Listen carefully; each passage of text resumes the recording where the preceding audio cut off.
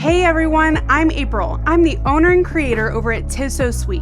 I make custom bags, purses, totes, zipper pouches, and other unique handmade items. I love all things Disney and absolutely enjoy making bags that bring joy to your heart and a smile to your face.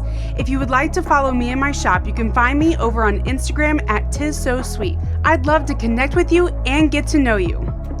Now that we've gotten to know each other some, I would like to welcome you to our Sewing 101 series here on Auntie YouTube channel. In this series, we will be going over the basics. I'm talking from the ground up. We will be going over how to navigate your sewing machine, how to read a basic sewing pattern, basic sewing lingo, and so much more.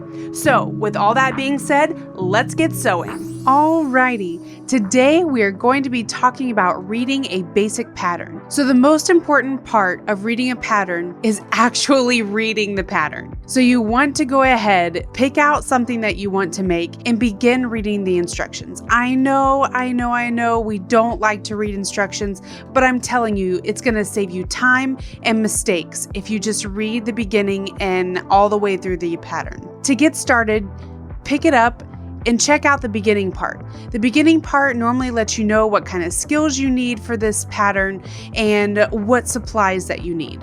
Second step is to select your fabrics and your coordinating thread and anything that's going to be seen on the outside of your bag or your project. This is the fun part, so have a blast. Pick out your favorite fabrics, pick out your favorite colors, or get wacky and just throw stuff together. For your first bag, you can always just pick random fabrics that you really don't like, so just in case it doesn't turn out perfectly how exactly you want it, then it doesn't matter. Next thing you want to do is check out your pattern and see what other supplies that you're going to need. You might need extra buttons, or you might need a snap, or you might need purse feet, or you might need, I don't know, maybe some fun ribbon or something. But just check out your pattern to see what all the supplies that you're going to need. Next, you want to separate the pattern pieces by fabric and interfacing and then start cutting out what you need. What I like to do is put all the pattern pieces that need to be cut out of the exterior fabrics, then take all the pattern pieces that need to be cut out with the interior fabrics, and then put together all the things that need your accent fabrics. This way you're getting the most out of your fabrics and saving you some time going back and forth between materials. Once you have all your pattern pieces cut out and your interfacings cut out, now it's time to attach the interfacings.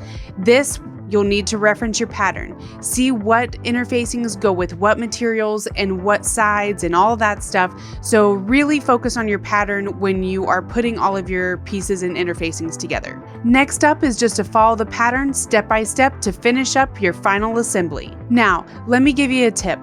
The first and second time that you make a certain pattern, I encourage you to follow the pattern exactly, step by step. I know that is a stretch for so many of us, but trust me, I've made so many mistakes in the past by trying to skip steps and trying to fast track things that I really am not quite as familiar with. So follow the pattern the first and second time, and then you can start to improvise after that. Well, thanks so much for joining me today on Sewing 101 here on Auntie Tay's YouTube channel.